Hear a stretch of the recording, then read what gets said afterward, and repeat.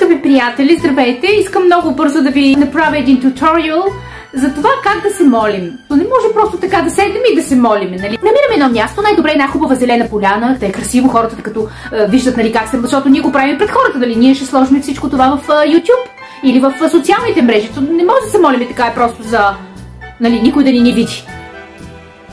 Значи, и ние започваме да се молим.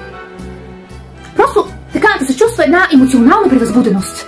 Издигаме погледа нагоре, вдъхновение, усмивка, триумфиращо. Да изтъклим очите така, да напълниме гръдния кош с въздух, екзалтация, напрежение, да усетят хората, че става въпрос за дълбоки чувства. И се молим. Молим се по този начин, нагоре към небето, превъзбуденост, погледа надолу, вече той е към края, вече надолу погледа с покаяние, с смирение. Да започне работата да заприличва вече, все едно сме на сцената, все едно сме на Миланската скала.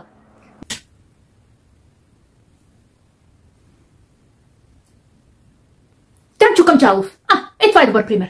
Вижте видеото. И така, вече свършваме към края. Да, това иска да ви обясня. Всичко хубаво.